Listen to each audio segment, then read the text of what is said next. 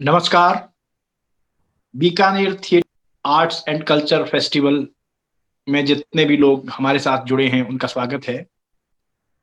और स्वागत है डॉक्टर प्रवीण झा का, जो नॉर्वे से हमारे साथ जुड़े हैं। धन्यवाद प्रवीण जी।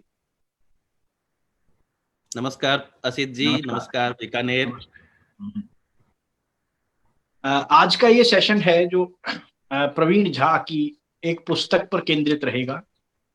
वाह उस्ताद उस पुस्तक का नाम है। और मेरे लिए सबसे मुश्किल काम है कि मैं प्रवीण झा को किस तरह से इंट्रोड्यूस करवाऊं आपसे। और मुझे इनकी एक पुस्तक थी जो भौतिक शास्त्री इरोडोव पे उन्होंने लिखी थी। उसमें इरोडोव का कथन याद आ रहा है मुझे, जो मैं एक बार पढ़ूंगा आपके सामने। कि पुराने जमाने में यह विज्ञान, कॉमर्स, आर्ट्स, संगीत, कला, फलाना या ढिमका, यह विभाजन नहीं था। अरस्तु से लेकर खुसरो तक या लियोनार्डो दा विंसी तक सब ऑलराउंडर थे। यह नहीं होता था कि विज्ञान के लिए कला अछूती थी या इतिहास पढ़ने वाले के लिए भौतिकी कोई रॉकेट साइंस थी। यह कथन मुझे इस लिए याद आया क्योंकि हमारे बीच जो साहब तशरीफ फरमा है, डॉक्टर झा, वो भी ऑलराउंडर ही हैं। तो ये अरस्तु से लेकर के और खुसरो से, लियोनार्डो दा विंसी से प्रवीण झा तक ये परंपरा चल रही है। और इनकी शख्सियत इतनी रंगारंग है कि ये पेशे से डॉक्टर हैं, नॉर्वे रहते हैं, जैसे कि हमने शुरू में बताया आपको। और इनकी लेखनी के भी बहुत विविध रंग हैं। जो लोग सोशल मीडिया में इनसे जुड़े हुए हैं वो इस बात की गवाही देंगे कि किस तरह से हर विषय पर रोचक और विचारोत्तेजक टिप्पणियां ये करते रहते हैं। और इनके लेखन का पैमाना इतना विस्तीर्ण है कि इतिहास पर भी इन्होंने लिखा है। अभी हाल ही में बहुत ही चर्चित इनकी पुस्तक कुली लाइंस आई थी हमारे सामने, जो गिरमिटिया जो मजदूर हैं उनको अपनी जड़ों से काट करके हजारों किलोमीटर दूर नए देश में बसाया गया और वहां उन्होंने अपनी फिर से जड़ें तलाशनी शुरू करी, उस पर थी। और राजनीति पर भी उन्होंने बहुत लंबा बहुत अनेक पुस्तकें लिखी हैं। अभी हाल ही में इनकी आम आदमी पार्टी पर भी उसके उद्भव और उसके प्रादुर्भाव पर आई थी पुस्तक। जेपी आंदोलन पर, जेपी नारायण पर जीवनी पर एक पुस्तक उनकी थी। गांधी परिवार पर भी इन्होंने लिखा है। और एक जॉन कैनेडी पर पुस्तक इनकी राजनीति, जो अमेरिकी राजनीति पर भी आई थी। इसके अलावा खेल में भी इन्होंने लिखा है। खेल में आप देखें तो क्रिकेट पर भी लिखा है, शतरंज पर भी लिखा है, फुटबॉल पर भी लिखा है। और मतलब आप और जिस पुस्तक की हम चर्चा करेंगे वह है वाह उस्ताद, जिस पे तो मैं बाद में आऊंगा। डॉक्टर झा, आप इन सब में से क्या है? मतलब डॉक्टर प्रवीण झा नामक राग का वादी स्वर आप किसे मानते हैं? नहीं, वादीश्वर डॉक्टर ही है। मैं पूरा चिकित्सक हूँ, उसी से मेरा पेट चलता है और उसी में मेरी रुचि भी सबसे ज्यादा, अगर जिसमें मैं सबसे ज्यादा समय बिताता हूँ वो डॉक्टरी ही है।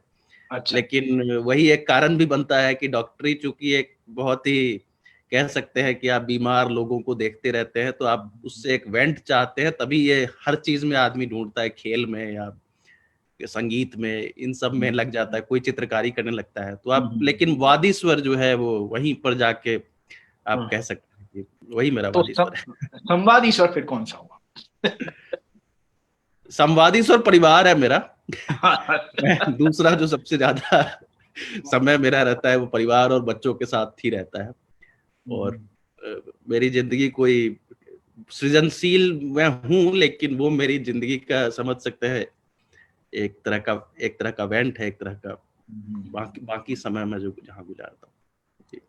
तो ये सब, इसकी शुरुआत कैसे हुई? आपके लेखक बनने की शुरुआत मींस आप इतने सारे विषयों पर यानी डॉक्टर होने के अलावा कोई एक विषय पर आप केंद्रित हो, मतलब आपकी रुचि हो सकती थी, लेकिन आपकी तो लगभग सब विषयों पर रुचि है। कैसे इसका इसका मतलब आपका जो, जैसे कहना चाहिए कि यानी विचार प्रक्रिया या लेखन प्रक्रिया किस तरह से होती है? कब आप कौन सा विषय चुनते हैं? इसकी कोई जी, कोई इसका भी वही उत्तर है। मैं चूंकि लेखक नहीं हूँ, मैं प्रोफेशनल लेखक तो नहीं हूँ, मैं डॉक्टरी करता हूँ और मैं अपने को एक पाठक या विद्यार्थी ही समझता हूँ, तो मेरे लिए विद्यार्थी का कोई क्षेत्र नहीं होता है, वो तो हर चीज पढ़ता है। तो वही मेरी भी होती है कि मैं खेल, जैसे अभी क्रिकेट देख रहा था, भारत ऑस्ट्रेलिया का टेस्ट मैच देख रहा था, तो उसमें भी उसमें आप ये नहीं कह सकते हैं कि मेरी अलग से कोई रुचि है, वो तो एक जिंदगी का हिस्सा बन जाता है। ऐसे ही संगीत भी मैं सुनता रहता हूँ, और उसी में मेरी किताब भी है, उसमें कोई मेरी संगीतकार रूप में नहीं है, मैंने जो अनुभव किया है या मैंने जो पढ़ा है उसी का है। इतिहास में भी वही बात है, चूंकि मैं विदेश में रहता हूँ, तो मैंने जो गिरमिटिया मजदूर हैं उन लोगों को शुरू में मिला, उसके बाद उनसे बात करते करते फिर मैं उनके इतिहास में चला गया। और तो मैं इसीलिए कोई एक विशेषज्ञता नहीं हो पाई, क्योंकि मैं विशेषज्ञ लेखक हूं ही नहीं। तो इन दिनों क्या लिख रहे हैं? इन दिनों आप यूरोप के इतिहास के बारे में लिख रहे हैं, द्वितीय विश्व युद्ध के बाद के जी यूरोप के बारे में, थोड़ा बताएं हाँ, क्या लिख सोशल रहे मीडिया में मैं कुछ लिखता रहता हूँ। अभी यूरोप इतिहास पे लिखा है, और क्योंकि मैं पढ़ रहा था, यूरोप इतिहास पढ़ रहा था, तो उसको मैं हिंदी में, चूंकि अंग्रेजी में पढ़ता हूँ, ज्यादातर किताबें अंग्रेजी में है, तो उसको जो हिंदी के विद्यार्थी है या उनको कुछ समझ जाए, तो मैं उसका एक सार लिख कर उनको दे देता हूँ कि आप पढ़ लीजिए। और अभी इन दिनों जो मेरी किताब अगली शायद आएगी, वो क्रिकेट पे आएगी। भारत के क्रिकेट कब से शुरू हुआ भारत में, मतलब 18वीं सदी से लेके अब तक का क्रिकेट, 300 साल के इतिहास पर क्रिकेट पे ही आएगी शायद। तो ये जो 2020 साल रहा है हमारा, वैसे तो देखा जाए तो मानव जीवन पर और या उस पर तो ये बहुत ही भारी रहा है और उस पर बहुत कड़ा रहा है। लेकिन अगर आप देखें तो बहुत इसमें रचनात्मकता बहुत ज्यादा हुई है, यानी भारत में भी और बाहर भी। और जो लेखक नहीं थे या जो कवि नहीं थे वो भी कवि और लेखक बन गए हैं। कोई कवि बन जाए सहज संभाव्य है, ये वाली उक्ति भी चरितार्थ हुई है। तो जब जब हमारे मानव जाति पर कोई संकट आया है हमेशा, उस वक्त वह कलाओं के लिए या साहित्य सृजन के लिए बहुत ही मुफीद समय रहा है।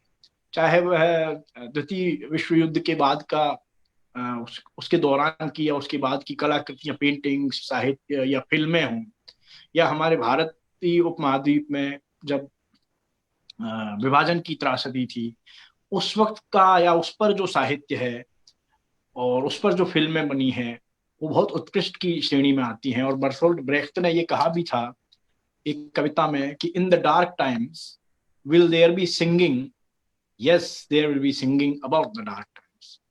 तो आप क्या मानते हैं कि जब जब मनुष्य पर कोई गहरा संकट आता है तो वो कलाएं और साहित्य उसमें अपने लिए कोई अवसर तलाशती हैं, या उनके लिए वो बहुत मुफीद समय होता है कि नहीं?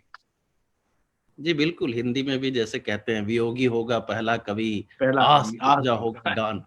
तो हाँ, वो तो सही है कि जो ट्रेजेडी है उससे बहुत ज्यादा जो कवि हैं उनको बहुत ज्यादा इनपुट मिलता है, भावनाएं उमड़ पड़ती हैं।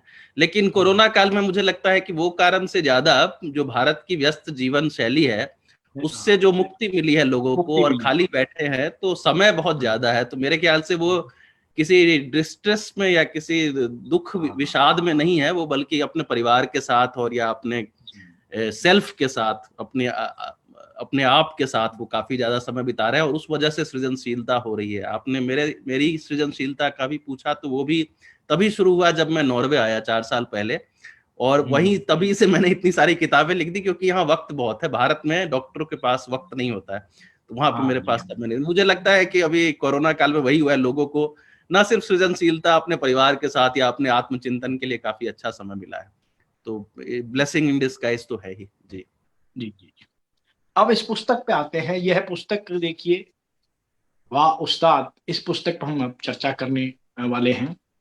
यह बहुत ही छोटी पुस्तक है, जिस विषय में ये पुस्तक है उसके हिसाब से थोड़ी बड़ी हो सकती थी। इसका नाम है वाह उस्ताद। लगभग 160 के आसपास पेज की किताब है ये संगीत के विभिन्न जो घराने हैं हमारे, गायन के, वादन के, उन घरानों की ऐतिहासिक और जो तकनीकी पक्ष पर भी प्रकाश डालती है। पर इसमें तकनीकी बातें थोड़ी कम हैं, जैसा झा लिखते हैं इसमें कि इसमें तकनीकी बातें चिकित्सकीय लो डोज की तरह आती है। मूल रूप से ये किस्सों कहानियों में पिरोई गई शैली में बहुत रोचक ढंग से लिखी हुई किताब है। तो इस किताब को लिखने का आपको कैसे, यानी संगीत पर लिखना और संगीत में भी घराने पर लिखना, यह विचार आपके मन में कैसे मतलब शुरू कैसे प्रस्फुटित हुआ? जी, संगीत तो एक तरह से मेरे जीवन का हिस्सा है। मैं गाता नहीं हूँ वैसे। आजकल मैं सीखना शुरू किया है मैंने संगीत अभी पिछले 3 महीनों से। मुझे एक उस्ताद ही ने कहा कि तुम इतना लिखते हो और तुम कुछ गाते नहीं हो, तो तुमको मैं सिखाऊंगा। फिर उन्होंने जबरदस्ती मुझे सिखाना शुरू किया और अब मैं सीख रहा हूँ, ध्रुपद सीख रहा हूँ। लेकिन जी। जो संगीत का अंश है मेरे सुनने का, जो है वो मैं काफी समय से सुनता आ रहा हूँ। पढ़ता बहुत हूँ मैं, किताब जो भी नई आती है। इस साल जैसे रविशंकर पर एक नई किताब आई है नई तरीके से, तो वो किताब भी हाँ। मैंने पढ़ रहा था अभी। तो ये पढ़ता रहता हूँ, उसको मैं सोच रहा था कि इसको लिखूं, क्योंकि हिंदी में मैं जितनी किताबें पढ़ता हूँ, म्यूजिक की जितनी किताबें मिलती भी हैं, नई किताबें, वो ज्यादातर अंग्रेजी में मिलती हैं, शायद इसलिए भी कि विदेश में हो। लेकिन हिंदी में कम मिलती है, तो मुझे लगा कि थोड़ा हिंदी में अपनी भाषा में जी। लिख देना चाहिए इन चीजों को, कि कुछ और बहुत ज्यादा अकादमिक ढर रहा ना हो, और साधारण बातों में, किस्सों कहानियों से, क्योंकि उससे हो सकता है रुचि बनेगी लोगों की। तो इसीलिए मैंने लिखा। और बहुत, जैसे आपने कहा, बहुत मोटी किताब नहीं है। इसमें इसका एक आधा अंश था जिसमें कि मैंने रागों पर लिखना शुरू कर दिया था, तो रागा उसमें, जर्नी आपने जो। हाँ, तो उसमें संपादक जो थी हमारी, उन्होंने भी कहा, और मुझे भी यही लगा कि आप संगीतकार तो है नहीं, तो वहां पर, और दूसरी बात है कि राग बहुत ही नीरस हो जाएगा पाठक के लिए। आप यहाँ कहानियां सुना रहे हैं, उसके बाद आप जब राग भैरवी के विषय में हाँ। लिखना शुरू करेंगे, उसके राग पक्ष पे, तो वो साधारण जनता को कुछ समझ में नहीं आएगी, और आप भी इस पे कॉन्फिडेंट नहीं रहेंगे, तो इसको काट ही दीजिए। तो वो पूरा हिस्सा जो है वो हम लोगों ने उसको छांट दिया और पतली किताब रखी। तो इससे पहले भी आपने मैहर घराने पर और पंडित रविशंकर पर भी एक छोटी पुस्तक लिखी थी, हालांकि उसका अंश इसमें समाविष्ट किया गया है, तो वहां जी, से ये शुरुआत हुई थी क्या? नहीं, मैहर तो मेरा एक डॉक्टरी पेशे से जुड़ा ही हमारा एक डायग्नोस्टिक सेंटर है सतना में। अच्छा। तो जिसमें, हाँ, जिसमें मैं भी एक पार्टनर हूँ, तो वहाँ मैहर हमारा एक तरह से कह सकते हैं कि मेरी हर साल की विजिट है वहाँ पर। और अच्छा। उसमें उस घराने से जुड़ाव की बात है, तो मैहर घराना मेरे ख्याल से ऐसा भारत का कोई व्यक्ति नहीं होगा जो पंडित रविशंकर, अली अकबर खान या अलाउद्दीन खान इनसे नहीं जुड़ा होगा। लेकिन मैं वहाँ उनके घर पर जाके, राजेश अली खान अब तो नहीं राजेश रहे, खान सर। हाँ। हाँ, तो वो अब नहीं रहे, लेकिन अभी उनके घर पिछले पर दिनों। जाके उनसे मिलता था मैं, और बातें होती थी। तो फिर लगा कि इसको जो भी मिला हूँ या जो देखा है या जो पढ़ा है, उसको एक बार अपने शब्दों में लिख दूं। तो वही लिखा था मैंने मैहर के बारे में। जी, तो आपको क्या लगता है कि ये घराने होते क्या हैं और कब बनने शुरू हुए होंगे? यानी हमने जब हम तानसेन या उससे पहले की कोई बातें पढ़ते लिखते हैं, वहां हम घराने के बारे में कोई चर्चा नहीं सुनते पढ़ते। ये कब से घराने बनने शुरू हुए होंगे, क्यों बनने शुरू हुए? जी, ये आपका, मेरे ख्याल से आपने इससे पहले कि हमारी कोई बातचीत हुई थी या कोई संवाद हुआ था, जिसमें आपने कहा था कि दक्षिण भारत में घराने क्यों नहीं है, कर्नाटिक हाँ, ये संगीत मैं में। इस पे आऊंगा अभी। हाँ, हाँ। तो मेरे ख्याल से भारत में भी घराने नहीं थे पहले। जो घराने का सिस्टम है कि हर परिवार का एक अपना, जैसे अब बीकानेर के कुछ लोग बैठ जाएं, जो अभी फिल्म आई थी बंदिश बैंडिट्स, उसमें बंदिश दिखाया, शायद बैठती बीकानेर का ही है। दिखाया है बीकानेर कि एक घराना। परिवार है, उन्होंने अपनी एक शैली बना ली, और वो किसी को शेयर नहीं करते हैं, और वो अपना, हाँ, हाँ। मेरे ख्याल से जो हुआ होगा इसका, अगर भारत को देखें तो सबसे पहले मुगल इसका काफी प्रश्रय देते थे संगीत का, और वहां पर होता था। और मुगल से बाहर अगर देखें तो मंदिरों में हवेली संगीत, जो आपके राजस्थान में काफी ज्यादा होता था, और उससे ही हवेली संगीत से ही जोड़ते हैं ध्रुपद गायन को भी, कि द्रुपद गायन, ध्रुपद बिल्कुल। गायन में भी विष्णु पद से, मतलब जो ही भक्ति आंदोलन से जुड़ा गायन होता था वो। लेकिन जो शास्त्रीय संगीत का वीणा वादन या ख्याल शैली का गायन, वो होता था मुगल दरबार में। और शायद, मतलब जो आरोप है वो है औरंगजेब पे, कि उन्होंने जो है सारे मौसीकी के लोग, बंद करवा दिया। मौसीकी का जनाजा निकाल दिया था उन्होंने। तो कहा था कि मौसीकी का जनाजा जा रहा है, सारे संगीतकारों को उन्होंने हाँ। भगा दिया था। उसकी एक वजह ये भी बताते हैं कि शाहजहां को जो ये दरबारी लोग होते थे वो ठग लेते थे, और ऐसी बात औरंगजेब ने देखी थी, तो उन्होंने कहा कि ये हम लोग थोड़ा सा प्रशासन पे ध्यान दें और ये संगीत को साइड लाइन करें। तो तब इन लोगों को छोटे छोटे रियासतों में शरण मिला, कि जैसे ग्वालियर में शरण मिल गया, या दरभंगा में शरण मिल गया, या रामपुर में शरण मिल गया, लखनऊ में। तो ये सब अलग अलग जगह चले गए और वहां पर जाकर इन्होंने, चूंकि ख्याल गायकी में यह मुमकिन है कि आपकी फ्लेक्सिबिलिटी काफी ज्यादा है, लचीलापन है, आप अपनी चीज, आप अपनी तरह का इम्प्रोवाइजेशन कर सकते हैं। तो ये इन्होंने अपने अपनी शैलियां बनानी शुरू कर दी और उसको एक तरह से पेटेंटिंग कर ली कि ये आगरा की गायकी है, ये ग्वालियर की गायकी है, जो ध्रुपद में या कर्नाटक में नहीं मुमकिन था, क्योंकि उसमें काफी फिक्स स्ट्रक्चर है, उस तरह से आप बदल नहीं सकते हैं चीजों को। तो मेरे ख्याल से घरानों की गायकी मुगल से जो बाहर की तरफ, रियासतों की तरफ जो पसरना शुरू हुआ संगीत, उस वजह से आया होगा। जैसे आपने कहा कि घराने एक विभिन्न शैलियों से बने और हर उस्ताद की एक इंडिविजुअल शैली के कारण बने, तो यह भी देखा गया है कि एक ही घराने के जो विभिन्न कलाकार हैं उनमें अपने आप में भी शैली में बहुत डिफरेंस आता है। आपने एक जगह लिखा भी है कि आप अगर किराने घराने में भीमसेन जोशी में किराना घराना ढूंढने जाओगे और किशोरी अमोनकर में अगर जयपुर घराना ढूंढोगे तो आपको नहीं मिलेगा। मतलब वो जो कलाकार है वो लकीर के अंदर नहीं रह सकते। तो घराना कितना इंडिविजुअल डिस्टिंक्टिवनेस को स्पेस देता है, कितना बांधता है और कितना अवकाश देता है, ये थोड़ा बताएं। जी, ये बहुत अच्छा सवाल है। और मुझे लगता है कि जब घरों में बंद होकर जो घरानेदारी होती होगी कि एक नवाब के यहाँ रहे और वहीं पर सीखे और किसी और से इंटरेक्शन बहुत ज्यादा नहीं हुआ, तो उस केस में उनका किसी और घराने का प्रभाव या किसी और घराने की चीज वो नहीं सीख पाते होंगे। तो उस समय काफी कह सकते हैं कि एक घरानेदारी एक खास तरीके से होती होगी। लेकिन जब पंडित भीमसेन जोशी का उदाहरण ले, तो वो भले ही किराना घराना के हैं, उनकी जो सीखा है उन्होंने पटियाला जाके भी सीखा है, हाफिज अली खान से ग्वालियर में भी जाके सीखा है, जालंधर में भी सीखा है उन्होंने। तो वो उनमें ये चीज नहीं रह जाती है कि वो कलकत्ता में काफी दिन रहे वो, तो उनमें एक घराने में रिजिडिटी नहीं रह जाती है। अब्दुल करीम खान के पास या अब्दुल करीम खान नहीं, सवाई गंधर्व के पास आने के बाद उससे पहले उन्होंने काफी कुछ उनका हो चुका था। तो उनमें यह मुमकिन नहीं है कि एक ही घरानेदारी की चीज हो, उन्होंने हर जगह से कुछ ना कुछ सीखा होगा। लेकिन जो लोग एक ही परिवार के होते हैं, खास करके ध्रुपद में मैं रिजिडिटी देखता हूँ कि डागर लोग एक तरह से ही गाते आ रहे हैं आज तक। उनकी जो आलापचारी है बहुत ही सॉफ्ट गाते हैं। और जो आपके दरभंगा के लोगों को सुनता हूँ तो काफी उनमें काफी फोर्स दिखता है, काफी कह सकते। तो वो हमें शुरू से ऐसे ही गाते आ रहे हैं, उनमें ज्यादा मिक्सिंग नहीं हुई ध्रुपद घरानों के बीच में। और जिनमें हुई है ख्याल में तो काफी ज्यादा। अब आप देखेंगे, मैं कल सुन रहा था उस्ताद असलम खान बम्बई में, वो कह रहे थे कि मैं 6 घराने का उस्ताद हूँ। तो अब लोग इसको एक प्राइड देखते हैं कि मैं एक नहीं, मैं 4 घरानों का उस्ताद हूँ या 6 घराने का उस्ताद हूँ। यह बात हम भी देखते हैं जब कुमार गंधर्व 1-2 घरानों से सीखे हैं, CR व्यास भी 2 घरानों में सीखे हैं, KG गिंडे भी 2 घरानों में सीखे हैं, आगरा और ग्वालियर या आगरा और किराना। तो ये यानी डिस्टिंक्टिवनेस जो आप मानते हैं कि आवाजाही के ज्यादा प्रभाव की वजह से आती है, मीन्स एक दूसरे से सुनने पे या दूसरे घराने से अगर उसका इंटरेक्शन होगा तो वह डिस्टिंक्टिवनेस उसमें आएगी। जो जैसा हमने बोला कि दक्षिण भारत में घराने लगभग नहीं के बराबर थे, तो वहां पे शैलियों का डिफरेंस तो रहा ही होगा।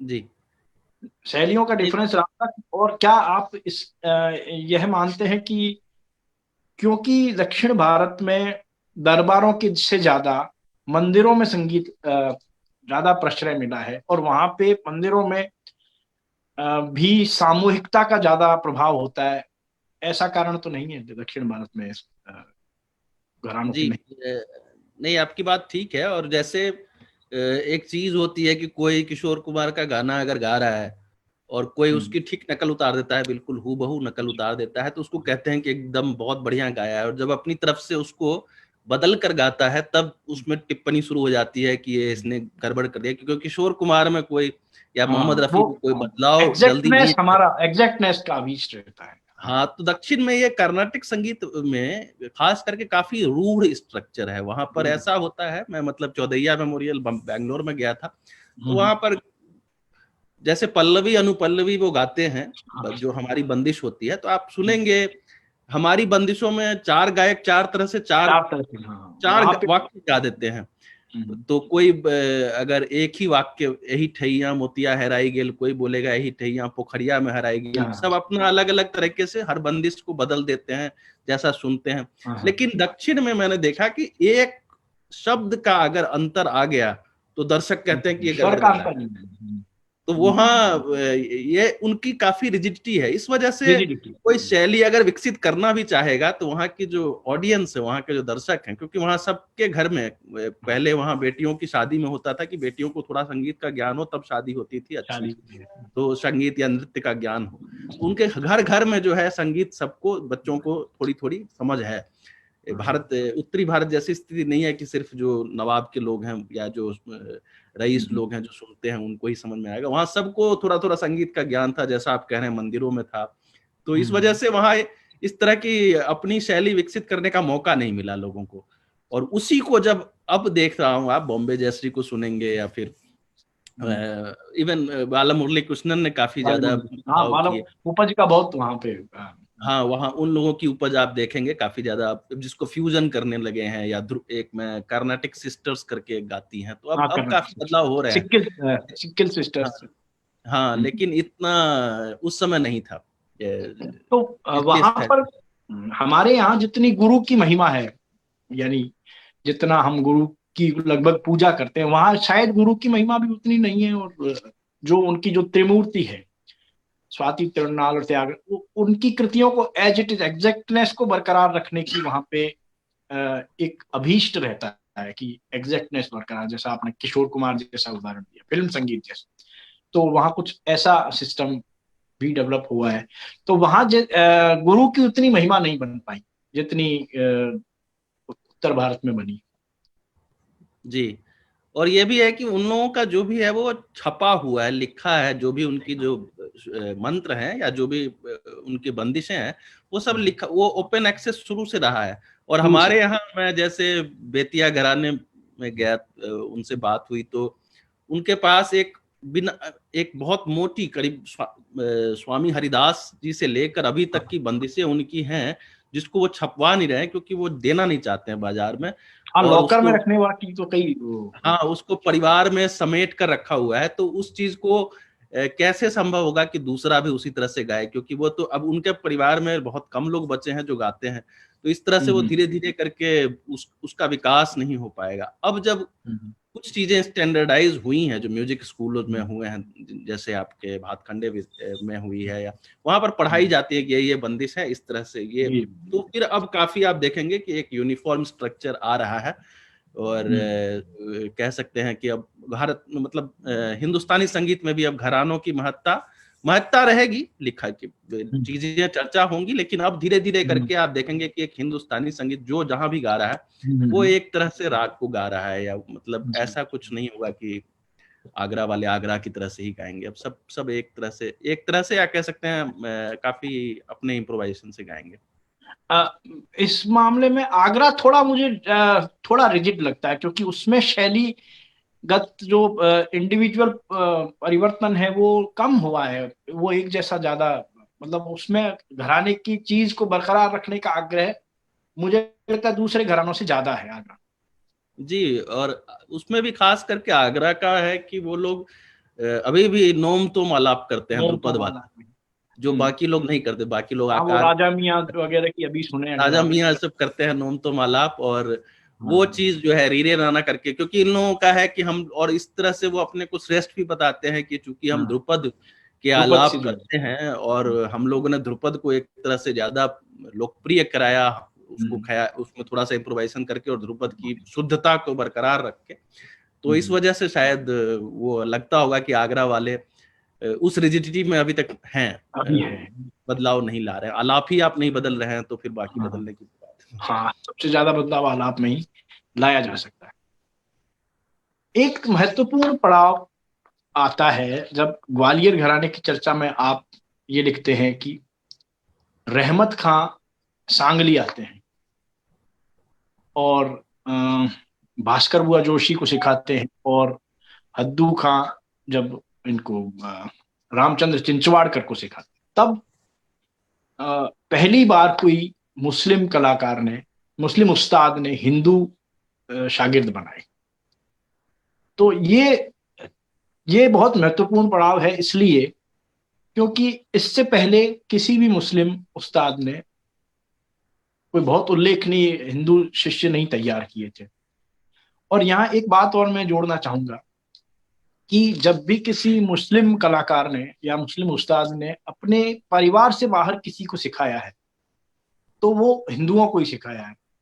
यहाँ उस्ताद वजीर खां और अहमद अली दो नाम अपवाद जरूर हैं, लेकिन किसी भी मुस्लिम कलाकार का कोई अपने परिवार से बाहर का मुस्लिम शागिर्द नहीं होगा। ज्यादातर परिवार से बाहर उन्होंने हिंदुओं को ही सिखाया। ऐसा आपको भी देखने में मिला है? इसका क्या कारण मानते हैं, अगर ऐसा है तो?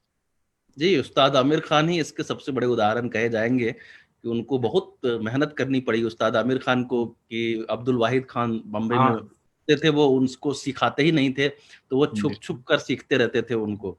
और भिंडी बाजार में गए, वो भी उनके परिवार के लोग नहीं थे, लेकिन भिंडी बाजार घराना में भी उस्ताद आमिर खान ने सीखा।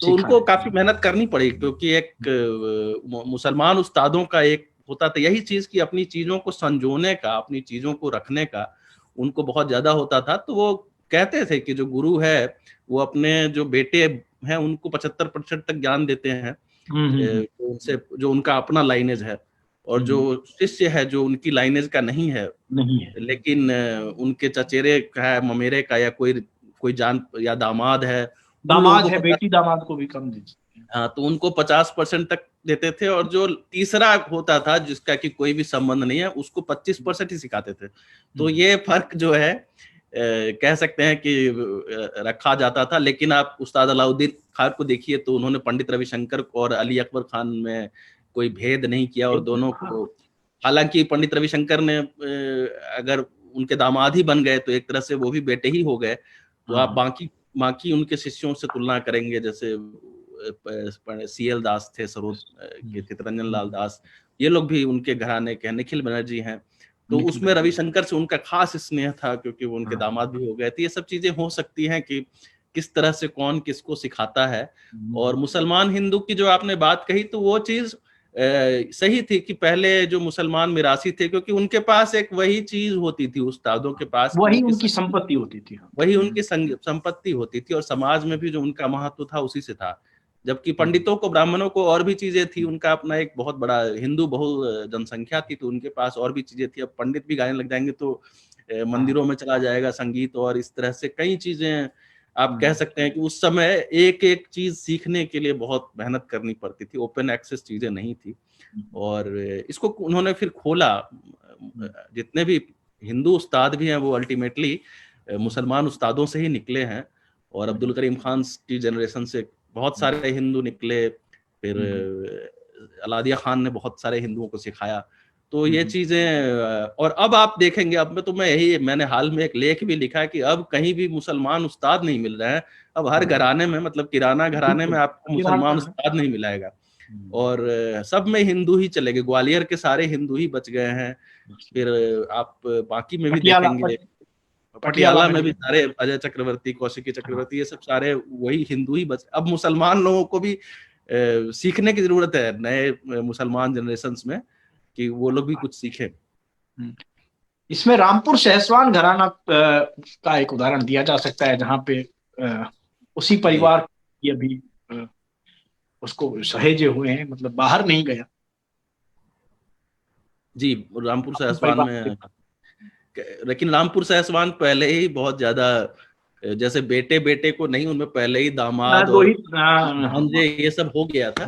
तो रशीद खान भी जो है मैटरनल साइड से हैं, तो वो, लेकिन उन लोगों में है काफी कुछ। रामपुर सहसवान का आपने सही उदाहरण दिया कि उसमें बाहरी लोग थोड़े कम हैं, लेकिन मेरे ख्याल से अब जैसे राशिद खान तो सबको सिखाते हैं, और अब जो नई पीढ़ी आएगी उसमें बहुत लोग क्लेम करेंगे कि वो रामपुर सहसवान से, आईटीसी के कई लोग जो राशिद खान से सीखे हैं, वो गुलाम मुस्तफा खान साहब के बहुत शागिर्द हैं, फिल्म इंडस्ट्री में भी बहुत शागिर्द, मुंबई में। तो अब तो अब ये बात नहीं रहेगी कि सिर्फ वहीं उनके ही परिवार के लोग, बाकी लोग भी रहेंगे। नहीं, लेकिन हिंदू मुसलमान की जब बात चली है तो एक चीज मैं और जोड़ना चाहूंगा कि मुसलमानों ने हिंदुओं से सीखा नहीं है, सिखाया जरूर। हाँ बिल्कुल। इसमें थोड़ा सा जो है कह सकते हैं कि जिस चीज थोड़ा सा घमंड कह सकते हैं, और एक कौन शमीम ऊंचा अहमद खान है। साहब हैं, एक उदाहरण नजर आते हैं, जो रविशंकर जी के शागिर्द हैं, उस्ताद जी शमीम। इसका हाँ, क्या तो पंडित रविशंकर को उन्होंने एक्सेप्ट कर लिया कि काफी बड़े उस्ताद हैं। नहीं तो पहले ये चीज थी कि हिंदुओं को थोड़ा कमजोर माना जाता था संगीत में, और बिल्कुल। कोई कहता था कि उनकी गायकी में उतने दम नहीं है। एक दो कुछ वो लोग आपस में भी ये चीज रखते थे कि उस्ताद असली गायकी जो है वो मुसलमान गायकों में ही होती है, और इसलिए वो अपने अपने बच्चों को तो कभी भी किसी हिंदू उस्ताद के पास नहीं भेजेंगे। कोई अगर अलग से जो मुसलमानों में ये था, जो मिरासी नहीं थे वो लोग संगीत उनमें हराम था या नहीं गाते थे, तो सिर्फ उस्तादों की ही पीढ़ी में गायकी होती थी। तो इस वजह से दूसरे लोग जो आके कम सीखते थे संगीत में। वही मैंने शुरू में कहा था, परिवार से बाहर, मुसलमान को भी परिवार से बाहर के को नहीं सिखाया, कि तबला के सारे घराने अपने अपने परिवार से ही जी पोषित हुए हैं, यानी बाहर कोई नहीं सिखाया। जो घराने की रिजिडिटी की बात हम कर रहे थे, वो ख्याल गायन या जो स्वर वाद्य है उसमें ही ज्यादा देखने को मिलती है।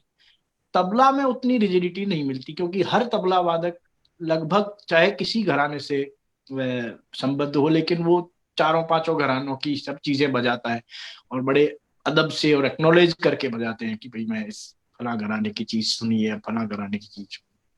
तो यह क्यों एक भेद तबला और गायन वादन वगैरह में है? जी, तबला का मैं कहूंगा कि अभी तक उसकी एक जो स्वतंत्र पहचान है, आप उदाहरण दे सकते हैं उस्ताद जाकिर हुसैन, लोगों ने तो काफी अपनी स्वतंत्र पहचान भी बनाई, लेकिन अन्यथा आप कहेंगे तो एक संगतकार की पहचान ही है उनकी। हाँ, और अभी तक जो है अच्छे तबला वादक, उनकी पहचान एक अच्छे संगतकार की है।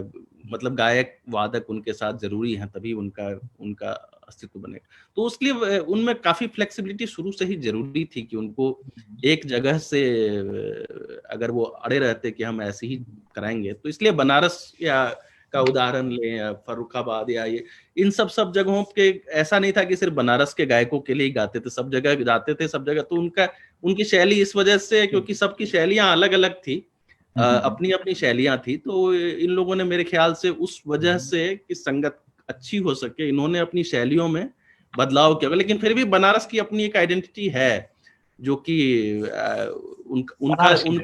हाँ, उनकी उंगलियों में भी फर्क है कि किस अनामिका कहाँ पे तो वो थोड़ा उनकी बजाने के स्टाइल में थोड़ा अंतर है, जो कि कह सकते हैं कि बहुत ज्यादा, मतलब उनकी अपनी अपनी शैलियां हैं, पहचान है, जो अंतर है। फिर जैसे पंजाब में आपका वो बजाते हैं, उसको कहते हैं जो दो तबला से कुछ अलग होता है, पखावज समझ लीजिए, पखावज ही होता है, जोड़ी तबला या जोड़ी पखावज कहते हैं उसको। में एक पखावज को ही थोड़ा सा तोड़ के थोड़ा सा आधा ऊंचा, बड़ा दाया जो होता है वो, जो पंजाब के लोग बजाते हैं, तो वो उनकी अलग, उनका जोड़ी तबला अभी तक है, जो बाकी कहीं और नहीं बजाते हैं लोग। जब 17वीं 18वीं शताब्दी में ध्रुपद के प्रभाव को कम करते हुए ख्याल ने अपने व्यापक जो सरवाइव करना शुरू किया, तो उसके बाद जब ध्रुपद का प्रचार प्रसार कम होना शुरू हुआ, इसका आप क्या कारण समझते हैं? मतलब जी, असल में हाँ, मतलब ये हिंदू मुस्लिम भेद से अलग इसको ऐसे भी देखा जा सकता है कि ध्रुपद की जो गायकी शुरू हुई, जो चार वानियां होती थी, ध्रुपद के गाने नहीं, तो स्वामी हरिदास जी से अगर जोड़ें तो वहां से वानियां शुरू होंगी, गौहर, नाहर, डागर और खंडार। तो ये चारों वानियां जो थी, उन वानियों का कंसेप्ट ये नहीं था कि चार परिवार होंगे, बल्कि चार तरह की शैलियां होंगी।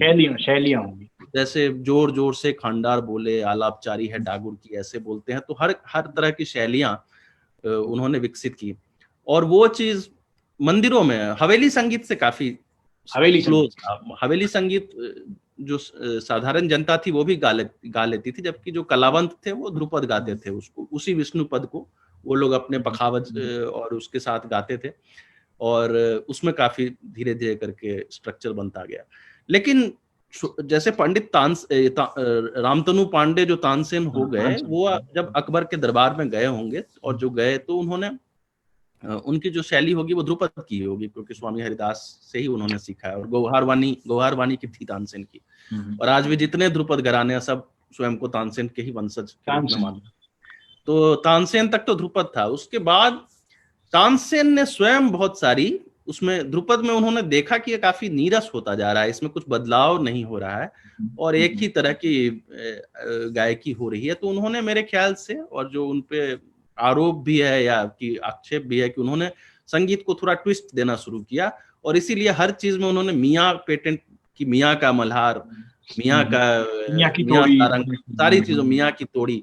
तो वो चीज पहले नहीं थी, तोड़ी तोड़ी है, लेकिन तानसेन ने उसको अपने अपने हर राग में अपने अपने उन्होंने पेटेंट डाल दिए। तो उसके बाद शुरू हुआ कि फिर हम भी डालेंगे अपना पेटेंट, और उसके बाद जैसे भूपत खान या बाद में सदारंग गदारंग के समय उन्होंने ख्याल काफी ज्यादा मॉडिफाई हो गया, और लोगों ने अपनी अपनी शुरू कर दी उसको। तो वो चीज जब हुई तो जनता, जो साधारण जनता थी जो कि ध्रुपद को काफी मोनोटोनस पाती थी, अब उनको लगा कि इसमें तो बहुत वैरायटी है, इसमें तो कई सारी चीजें गाई जा सकती हैं, कई तरह से तान लेते थे तो वो लोग उस तान में होती थी कि कौन कितनी लंबी तान, ये सब ध्रुपद में इस तरह की बातें नहीं थी। ध्रुपद में मीड पे या जो आपका वादन, बेसिकली वादन को ही रिफ्लेक्ट करता है ध्रुपद काफी कुछ, जो आप झाला जिस तरह से वादन में बजाते हैं वही वो लोग उसी को ध्रुपद में झाला को लाते हैं। तो वादन वीणा को वो लोग रिफ्लेक्ट करते हैं। ख्याल में ख्याल इज ए वोकल थिंग, उसमें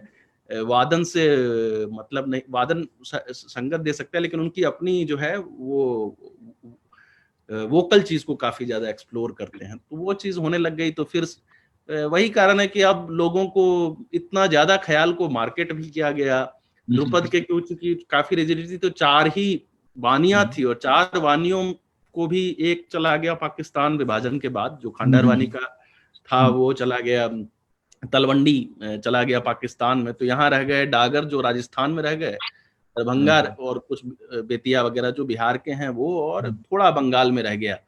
और उनमें भी जो बच्चे थे उनको लगता था कि ध्रुपद में करियर नहीं है, तो कई लोग ख्याल गाने लग गए। अब कई ध्रुपद के लाइनेज में भी लोग ख्याल गाने लग गए। लेकिन मेरे ख्याल से डागर की बहुत ज्यादा, उन्होंने जब गुंडेचा बंधुओं को सिखाया, और जो भोपाल में ध्रुपद संस्थान खुला, तो एक नई, आज का समय कह सकते हैं कि गोल्डन पीरियड है ध्रुपद का। और काफी उसमें भी अब उन्होंने पहले जो गाए जाते थे, अब कबीर के भजन लाया गुंडेचा बंधुओं ने। बिल्कुल नई बंदिशें मैं देख रहा हूँ, जो नए नए कवियों की बंदिशें ला रहे हैं, तो ध्रुपद को भी ये लोग इंटरेस्टिंग बना रहे हैं। तो ध्रुपद में अभी जो वर्तमान काल में ध्रुपद में हर गायक, वो जो शैलियां, जो आप वाणियों की बात कर रहे हैं, वो अब स्पष्ट परिलक्षित होता है क्या अभी भी? जी, डागुर बानी जो है वो डागुर बानी ही है, मतलब उसमें कोई और नहीं लेते हैं, वो लोग काफी उसमें रिजिड हैं। लेकिन डागुर में यानी डागुर की जो डागुर का परिवार है, तो उसमें बहुत कम लोग बचे। वसीफुद्दीन डागर साहब हैं, और सईदुद्दीन डागर साहब के बेटे, उनका नाम भूला, नसीमुद्दीन डागर साहब, वो एक दो लोग हैं जो कि गाते हैं, जो डागर परिवार के। बाकी जो गुंडेचा बंधुओं के जो लाइनेज बनी है उन्हीं के परिवार से, उसमें कई यूरोपीय लोग भी हैं, कई विदेशी, कई लोग जो हैं, वहां वो चीज नहीं रही जो आप कह रहे हैं। फिर इसी तरह से फाल्गुनी मित्रा हैं, वो कहते हैं कि मैं चारों वानियां गा लेता हूँ। तो जो वो कहते हैं कि मैं डागुर भी गा लेता हूँ, खंडार भी गा लेता हूँ थोड़ा सा, और वो गाते भी हैं। वो उन्होंने, क्योंकि वो उनका बैकग्राउंड जो है वो इंजीनियरिंग वगैरह करते थे शायद, और उन्होंने म्यूजिक को एज ए पैशन सीखा है, तो उन्होंने ऐसे कुछ भेद नहीं किया कि किस तरह से सीखे। और वो खुद को हालांकि बेतिया का लाइनेज का बोलते हैं, लेकिन वो चारों बानियां बोलते हैं। और जो दरभंगा है वो खांडार और गौहार का मिश्रण है। तो उसमें डागुर का, क्योंकि डागुर और जो खांडार है वो दोनों दो पोल कह सकते हैं। डागर बहुत ही सॉफ्ट है और वो बहुत ही गर्जन वाला है, तो उस दोनों में आवाज की जो तैयारी है उसमें भी अंतर है। ये बहुत ही मधुर आपको लगेगा और वो बहुत ही लगेगा जैसे कोई वीर रस या रौद्र रस का चीज जो है वो खंडार का है। वो खंडार। दोनों डागर वाले खंडार का गा पाएंगे। लेकिन ये जैसे फाल्गुनी मित्रा को मैंने सुना है तो वो करते क्या है कि जो आलापचारी है उनकी बहुत ही सॉफ्ट है, सॉफ्ट लेकिन है। जब वो गमक में जाते हैं तब पूरे गरजने लगते हैं। तो उन्होंने थोड़ा इस तरह से अलग अलग चरण को उन्होंने अलग अलग वानियों में बांट दिया है, और वो कहते हैं कि चलो आलापचारी डागर की करता हूँ क्योंकि वो डागर की अच्छी है, लेकिन गमक जो दरभंगा या खंडार या इसका अच्छा है तो उसको उठाता हूँ। तो ये चीज उन्होंने किया है। और आप कह सकते हैं कि इस तरह से चीजें होंगी कि चारों वानियां मिलाकर, और तानसेन स्वयं भी गोहार वानी के होते हुए भी उन्होंने बाकी वानियों का भी मेरे ख्याल से ऐसा नहीं होगा कि वो तेज ऊंची गमक नहीं गाते होंगे, गाते ही होंगे। तो जब से ख्याल का प्रादुर्भाव हुआ तब से उसके जो लिरिकल टेक्स्ट में बदलाव आना शुरू हुआ, यानी ध्रुपद का जो टेक्स्ट था, लिरिक्स था, वो ज्यादा भक्ति केंद्रित था, श्रृंगार उसमें कम था। जबकि ख्याल में श्रृंगार ज्यादा है और भक्ति कम है। हालांकि इसमें उस्ताद अमीर खां बड़ा बैलेंस रखते थे। एक बंदिश मान लीजिए, अगर श्रृंगार की गा रहे हैं तो दूसरा छोटा ख्याल भक्ति का गाएंगे। वो मालकोंस के उनके रिकॉर्ड भी है। जिनके मन राम बिराजे, ये तो उन्होंने बड़ा ख्याल गाया। छोटा ख्याल आज मोरे घर आए बलमा, तो ये हमेशा मतलब इनवेरिएबली उनके ऐसा लगभग होता था। मैं ये कहना चाह रहा हूं कि जब ख्याल में श्रृंगार अधिक हुआ और भक्ति कम हो गई, और अ, जो ध्रुपद की जो लिरिक्स है उसमें भक्ति अधिक है और श्रृंगार कम है, तो श्रृंगार भक्ति से श्रृंगार की और क्यों इसका जो व्हीकल हमारा बना, उसका क्या जी कारण देखते हैं? जी, ध्रुपद का तो चूंकि पुष्टि मार्गी जो कवि भक्ति उसी से शुरू है, उनका उद्भव जो हुआ है वो भक्ति संगीत पे ही है। और उनकी जो गायकी भी होती थी वो मंदिरों में होती थी। तो स्वयं जो डागर साहब जितने हैं सब सरस्वती जी को सामने रख के उनको उनको अर्पण करके अभी तक वैसे ही गाते हैं। और जो दरभंगा वाले थे तो उसमें शुरू में मंदिरों में गाते थे, फिर उसके बाद वृंदावन चले गए विदुर मलिक जी और वहां पर वृंदावन में गाने लग गए। तो उनका हमेशा से मंदिर वाला एनवायरनमेंट रहा है। लेकिन ख्याल गायकी का तो एनवायरनमेंट शराब शबाब वाला एनवायरनमेंट था, नवाबों का अफीम लेते हुए, और जो नर्तकी नाच रही है उस तरह के माहौल में। तो वहां पर जो विकास जो बंदिशें थी उसमें आप राम कृष्ण के श्रृंगार में कृष्ण का श्रृंगार पक्ष ला सकते हैं, हाँ, लेकिन वहां तो ले सकते। उससे ज्यादा उसमें भक्ति नहीं ला सकते कि आप शिव की वंदना करते हुए शराब की चल रही है। तो नवाबी में उस तरह से ही बंदिशें मेरे ख्याल से बननी शुरू हुई। फिर जब कोठों में गया, तवायफी में जब कोठों से मेरे ख्याल से और भी चीजें आनी शुरू हुई, जो ठुमरी चीज जब आई ख्याल में, तो ठुमरी चीज आने का प्रभाव दोनों दो तरफा हुआ। ख्याल का प्रभाव तो ठुमरी पर था ही, ठुमरी का प्रभाव भी उन्हीं का ख्याल पर, प्रभाव भी ख्याल पर होगा, उसके ख्यालियों पर आ टेक्स्ट गया। पर। और उन्होंने भी कहा कि थोड़ा मस्ती लाया जाए और थोड़ा सा उसको बंदिशों को बदला जाए। तो ये चीज तो हुई है। तो जो ख्याल और ठुमरी, इनका साहित्य है वो ध्रुपद के साहित्य से कमतर भी है, मींस क्वालिटी वाइज। जी जी, उनमें तो सभी जितने भी पद्य हैं वो सारे पुष्टि मार्गियों के पद्य हैं। कबीर भी बहुत बाद में आए हैं, उनमें कई सारे संस्कृत पद्य भी हैं जो संस्कृत में हैं, और कई सारे पद्य जो हैं वो भक्ति मार्ग आंदोलन के। जबकि ख्यालियों के पद तो ज्यादातर जो हैं चीजें वो खुद ही उन्होंने लिखी हैं। खुद ही जैसे बनाई है वो ज्यादा। सदारंग हाँ, की बंदिश है, तो जा जा रे अपने मंदिर वा जो है वो सदारंग की बंदिश है। तो हाँ। इसी तरह से ज्यादातर जो है सारे लोगों ने अपने अपने मनरंग ने या खुश रंग ने या सब ने अपने अपने एक बंदिशें लिखनी शुरू की। तो आप कह सकते हैं वो कवि तो थे नहीं, वो तो चूंकि स्वरलिपि हाँ। पे बिठा के वो अपना एक पद्य रचते थे, तो उनमें उतनी नहीं आएगी जितना एक कवि में होती है, जो उन्होंने कवियों की प्रयोग किया। अभी तक ध्रुपद गायक जो खुद नहीं लिखते हैं पद्य, बहुत कम लिखते हैं, हाँ, ज्यादातर वो पारंपरिक पद्य ही गा रहे पारंपरिक हैं जो एक अच्छे कवि ने लिखी है। तो वो इसलिए पद्य में भेद है। लेकिन मुझे तो ख्यालियों के पद्य जो लिखे हैं, मान लीजिए पंडित जसराज ने ही मेरो अल्लाह मेहरबान लिखा है, वो पढ़ने में अच्छा लगता है, क्योंकि वो जब गाते हैं खुद बिठा के, मतलब एक सेल्फ कंपोज जब आदमी गा लेता है तो उसमें एक अलग सुंदरता लगता है। दूसरे के पद्य को गाने से ज्यादा मेरे ख्याल से मेहनत या ज्यादा अपना अपनी आत्मा देते हैं जब अपना गाया हुआ, अपना लिखा हुआ पद्य गाते हैं। नहीं, आप संरचनात्मक दृष्टि से क्या सोचते हैं कि ध्रुपद में ज्यादा अर्थयुक्त और ज्यादा अच्छा साहित्य है और ख्याल में उतना अच्छा साहित्य नहीं है? तो क्या जब ख्याल जो ख्याल की शैली है उसमें उतना शब्द का महत्व तो नहीं है, ऐसा भी है क्या कि उसका उसका असल में जो वो जो व्हीकल है वो उसका स्वर है, ना कि शब्द है? ख्याल में मेरे ख्याल से ध्रुपद की जो बंदिशें हैं वो सुनी सुनाई बंदिशें हैं, जो आप उस चीज को आप सुन चुके हैं, पद्य को आप पढ़ चुके हैं, गा चुके हैं। और मतलब जिसने संगीत नहीं सुना है वो भी, चूंकि वो सूरदास का पद है वो या पद कबीरदास तो का, हाँ। तुलसीदास का पद है, तो उस चीज को वो सुन चुका है। तो झीनी झीनी चदरिया अगर कह रहे हैं तो जिसने नहीं भी सुना है वो भी पढ़ चुका है झीनी चदरिया, अगर गुंडेचा बंधु गा रहे हैं। जबकि ख्याल में क्या होता है कि साहित्यिक, आपने सही कहा कि साहित्यिक स्तर हो सकता है कि कुछ कम हो, लेकिन और उसका उसमें उतना महत्व भी नहीं है जितना हाँ उतना महत्व नहीं, लेकिन जब ठुमरी में तो काफी ज्यादा महत्व हो गया है, जो बोल का महत्व बहुत ज्यादा हो गया है। लागत करेजवा पे चोट, या उस चीज को जो है इतना मुखरे को इतनी बार गाते हैं कि लागत करेजवा में चोट लोग गाने लग जाएंगे। और तो मेरे ख्याल से अब बंदिशों का काफी महत्व बढ़ गया है, लोगों को याद आती है बंदिशें कि ये बंदिश आमिर खान साहब की ये बंदिश है, बहुत अच्छी है। तो स्वर, उस शब्दों का महत्व है, ख्याल में भी है।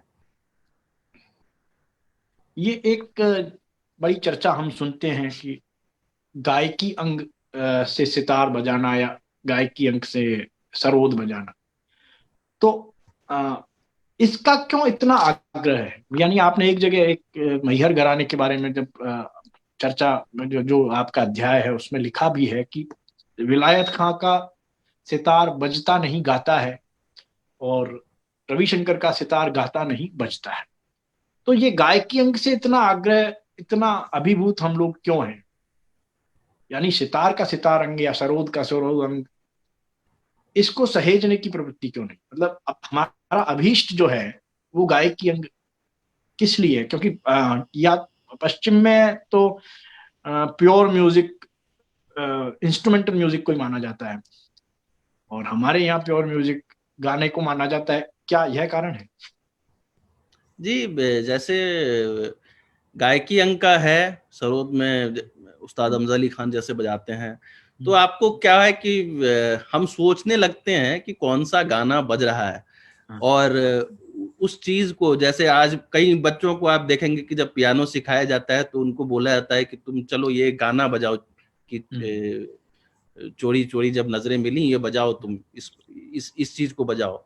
तो वो गायकी को रिफ्लेक्ट करते हैं अपने वादन में, अलग से वो अपना वादन जनरेट नहीं करते हैं। और यही चीज जो है मेरे ख्याल से श्रोता रूप में एक्सपेक्ट करता है जब कोई सितार सुन रहा होता है कि अच्छा कौन सा गाना गा रहे हैं, रघुपति राघव राजा राम सितार पे कोई बजा रहा है तो तुरंत उसको शेयर कर देंगे 50 लोग कि देखो कितना बढ़िया सितार पे रघुपति राघव राम बजा लिया, या सितार पे कोई नया गाना बजा लिया। तो श्रोता का जो है एक्सेप्टेंस अभी भी वो इससे है कि इससे शब्द क्या बन गए, और जब तक वो शब्द नहीं बनते तब तक उस चीज को अपने से नहीं कर पाता। लेकिन आप देखेंगे कि जब कोई गिटार बजाता है तो वो ये सोच के नहीं बजाता है कि इससे क्या गाना बनेगा, वो पूरा जो ट्विस्ट्स कहते हैं उसको ट्विस्ट्स देता है। और उसमें यही है, गाना नहीं भी हो 15 मिनट तक सिर्फ पॉज में, दो सेंटेंसेस के बीच में पॉज में बॉस गिटार बजा रहा है और वही रॉक है। तो वही चीज देखने को मिलती है पंडित रविशंकर में। कोई कभी भी जब उनको सुनते हैं तो कोई कभी भी गाने के बारे में नहीं सोचता है, क्योंकि वो झाला उनका तो वही है, पेस पे वो आते हैं जब तो लोग झूमने लगते हैं। तो इसीलिए उनका अमेरिका में काफी एक्सेप्टेंस हुआ, क्योंकि अमेरिका के लोगों को तो गाना समझ में आता नहीं कि यहाँ के किसी गीत को अगर कोई वहां पर बजा रहा है उसको क्या समझ में आता है, तो उनको तो म्यूजिक समझ में आता होता है। म्यूजिक तो भी। इसीलिए वेस्टर्न एक्सेप्टेंस उनका बहुत ज्यादा हुआ, क्योंकि उनको हाँ, वो लोग सीधा गिटार से रिलेट करने लगे सीधा कि ये सीधा। गिटार जैसे सितार बजा रहा हाँ, है। उनके लिए गायन की कोई आवश्यकता नहीं थी।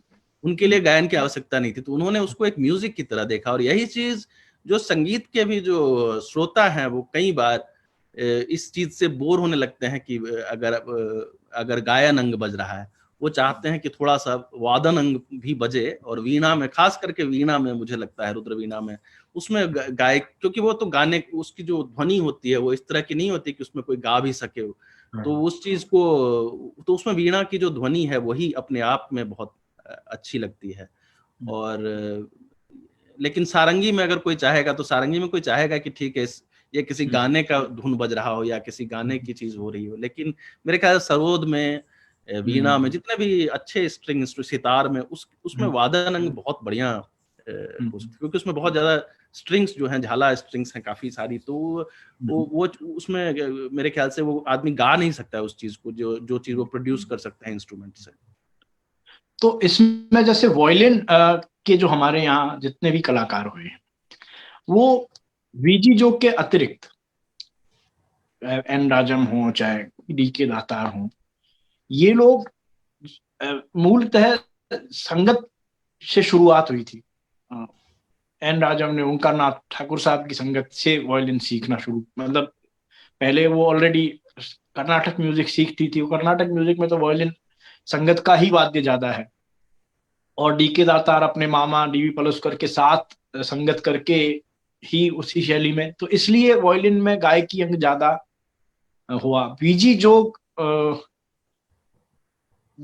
जो ऐसे कलाकार थे जो तंत्रकारी वायलिन के पहले कलाकार में मेरे हिसाब से, तो वायलिन एक संगत के वाद्य की होने की वजह से ज्यादा उसमें गायकी अंग है, या उसका जो नेचर है वो एक बोर्ड इंस्ट्रूमेंट सारंगी की तरह, वो ज्यादा गायकी अंग के लिए मुफीद है। जी, असल में पश्चिम का जो वायलिन है वो तो पूरा म्यूजिकल, उसका गाने की चीज नहीं है, सिर्फ हाँ। वायलिन बजा सकते हैं। यहूदी मेहनुइन बैठ के सिर्फ वायलिन बजा सकते, कोई संगतकार नहीं होगा, मतलब सिवाय उनके ऑर्केस्ट्रा के। तो वो चीज पश्चिम में तो वायलिन एक इंडिविजुअल इंस्ट्रूमेंट है, एक से एक वायलिनिस्ट या चेलोइस्ट हुए हैं। और ये चीज मेरे ख्याल से उस्ताद अलाउद्दीन खान पे भी जो आया है, वो पश्चिम का प्रभाव, जो कलकत्ता में पश्चिम नूलू गोपाल से उन्होंने सीखा, गोपाल और सिंह। लोबो से, तो उन्होंने पश्चिम की तरह से वायलिन सीखा है। आप अगर देखेंगे वो जो पश्चिम में जो पकड़ते हैं ऐसे करके, तो वो खुद भी, उनकी एक तस्वीर है खड़े उस्ताद खड़े अलाउद्दीन, होके। ऐसे हाँ। नहीं बैठते हैं वो, बैठ के बजाने वाला वायलिन नहीं बजाते हैं, हाँ। तो बजाते थे। तो मेरे ख्याल से उन्होंने एज ए उसको इस तरह से परसीव किया कि मैं संगत नहीं करूंगा, एक इंडिविजुअल चीज बनाऊंगा उस चीज को। तो वीजी जोग, वैसे उन्होंने बिस्मिल्लाह खान के साथ बैठते थे, तो वो ठीक है, वो दोनों इंस्ट्रूमेंटलिस्ट हैं, दोनों जुगलबंदी करेंगे, एक शहनाई बजेगा इधर से, ये वायलिन उसको रेप्लिकेट करेंगे या जवाब देंगे, तो ये चीज फिर भी ठीक थी।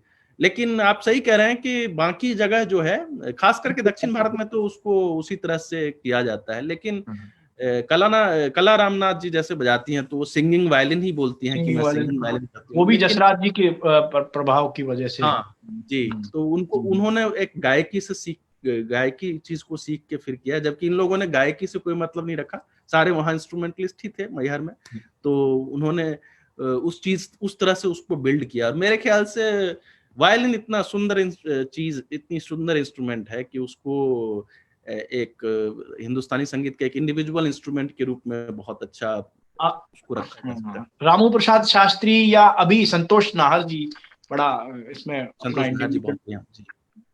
वो इंस्ट्रूमेंटलिस्ट के तौर पे बड़े उनका नाम हो रहा है। खास करके जो करुणा रस की चीजें हैं, जो आप इमोट कर सकते हैं, वो वायलिन से बहुत बढ़िया है। यहाँ तो करते ही हैं, पश्चिम पश्चिम में तो उसको एक, जब कोई सैड मूड में होता है, तो मेरे ख्याल से उन रागों को दुर्गा बहुत बढ़िया बजता है वायलिन पे। वो उसकी मिलावट के तारों के उसके साथ। शुरू में आपने बंदिश बैंडिट का जिक्र किया था। अभी वर्तमान काल में हम देखते हैं जितना इलेक्ट्रॉनिक माध्यमों से, कि युवा पीढ़ी में एक एक धारणा ऐसी बनी है कि युवा पीढ़ी को कोई शास्त्रीय संगीत से ज्यादा लगाव नहीं है, उनके अपने सरोकार हैं। लेकिन ये ओटीटी प्लेटफॉर्म में जो ये बंदिश बैंडिट अभी आई थी, और उसका जो संगीत था और उसमें घरानों की जो आपस में खींचतान का, लेकिन उसका संगीत इतना ज्यादा लोकप्रिय और कामयाब हुआ है कि उसको अभी भी लोग सुन रहे हैं। तो अभी आप क्या मानते हैं कि शास्त्रीय संगीत के प्रति लोग, युवा, खासतौर पे युवा लोगों में कोई उसका ज्यादा यानी उनके मन में उसके प्रति कैसा लगाव है कि नहीं है? जी, अभी मैं दो तीन चीजें कहूंगा। एक तो चीज ये है कि जितने भी ये इंडियन आइडल या वगैरह होते हैं, उसमें जब गायक को कुछ दिखाना होता है तो वो लंबी लंबी तान लेना शुरू कर देता है। भले ही वो अपने तरीके से ले, उससे संगीतकार सहमत ना हो, लेकिन वो उसका शास्त्रीय पक्ष दिखाता है गीत का कि मैं लंबी तान ले सकती हूँ उसमें, तो शास्त्रीय पक्ष पे बहुत ज्यादा स्ट्रेस करते हैं। तो लोगों को मेरे ख्याल से ऐसा नहीं है कि अब सपाट गायकी किसी को पसंद होगी, या अब लोगों को थोड़ी सी अरिजीत सिंह वगैरह भी जो गाते हैं वो उस तरह के ही लेते हैं। मुकेश जैसे गाते थे कि काफी सपाट तरह से गाते थे, अब वैसी गायकी नहीं चलेगी। अब लोगों को थोड़ा खींचना पड़ेगा, थोड़ा तान लेना पड़ेगा। इवन सुगम गायकी में भी, सुगम गायकी भी अब उतनी सुगम नहीं रह गई है। तो यह चीज मेरे ख्याल से नई जो पीढ़ी है उनको काफी अच्छा रिसीव करेंगे हिंदुस्तानी संगीत को। तब तो ये चीज जरूर है कि उससे एक पीढ़ी ऊपर जो पीढ़ी है, यानी हमारी ही पीढ़ी कह लें, हमारी पीढ़ी में शायद हम लोग पढ़ने लिखने में या उस समय की चीजें थोड़ी प्रायोरिटीज भिन्न थी, तो हम लोगों ने बहुत ज्यादा संगीत पे वही फिल्मी गीत ही सुना, विविध भारती वगैरह ज्यादा सुना, तो हम लोग उसी से ज्यादा रिलेट करते हैं। शास्त्रीय संगीत हमारी पीढ़ी नहीं सुना, और बच्चों को जो आया है वो वही चीज जा रही है, क्योंकि पिता ही नहीं सुन रहा है तो बेटा बच्चा क्या सुनेगा। लेकिन अदरवाइज मैं देख रहा हूँ आज डिजिटल एज में, मैं देख रहा हूँ, मुझे गुरुओं ने भी बताया है कि अब वो लोग स्काइप पे भी क्लास ले रहे हैं पूरे कोरोना के समय में, और उनके 30-35 स्टूडेंट हैं, और काफी अच्छा उनका ऑडियो सिस्टम है, जो डिजिटल ऑडियो सिस्टम है वो भी काफी अच्छा है। तो स्काइप पे जो साउंड क्वालिटी आ रही है और जो ऐप आ रहे हैं तानपुरा के, वो काफी बढ़िया क्वालिटी के ऐप्स वगैरह आ रहे हैं। तो अब उल्टे सीखने वालों की संख्या बहुत बढ़ गई, शायद लोगों को पैसा भी आ गया है कुछ कि साधन सुलभ हो गए हैं। हम बिना एक जगह आए जाए भी सीख सकते हैं, मतलब घर बैठे भी हम सीख। संगीतकारों को अच्छी प्रति घंटे जो उनको मिल रही है, वेतन मिल रहा है, वो भी अच्छा मिल रहा है मैं कहूँगा। पहले जैसे बहुत लोग सीखते थे, पैसा नहीं देते थे, संगीतकारों की भी हालत अच्छी नहीं थी। अब उनको अब उनकी स्थिति मैं देख रहा हूँ अच्छी हो रही है धीरे धीरे इन माध्यमों से। तो और कई लोग एडमिशन भी ले रहे हैं, ध्रुपद संस्थान में एडमिशन ले रहे हैं, दूर दूर से लोग आ रहे हैं। तो नई पीढ़ी से हारमोनियम्स की सेल्स मैंने देखा कि बहुत बढ़ गई है इस दशक में। हारमोनियम की सेल्स हर घर में, हारमोनियम गिटार की सेल्स भी बढ़ी है, हाँ, और हारमोनियम की भी सेल्स बढ़ी है, पियानो की सेल्स बढ़ी है। तो लोगों की संगीत में, हम लोगों के समय में संगीत सीखना एक तरह से बहुत लोग नहीं सीखते थे। अब देख रहा हूँ हर घर में बच्चा भले ही वेस्टर्न बजाए लेकिन बजा लेता है, संगीत से उसको रुचि है। तो मेरे ख्याल से हिंदुस्तानी संगीत का तो काफी स्वर्णिम युग आने वाला है। बिल्कुल। इसी नोट के साथ मैं आपसे पुनः धन्यवाद देता हूं। आज आपसे बहुत रोचक चर्चा करने का मौका मिला। बीकानेर थिएटर आर्ट्स और कल्चर फेस्टिवल की तरफ से आपको पुनः बहुत बहुत धन्यवाद, शुक्रिया। Thank you very much.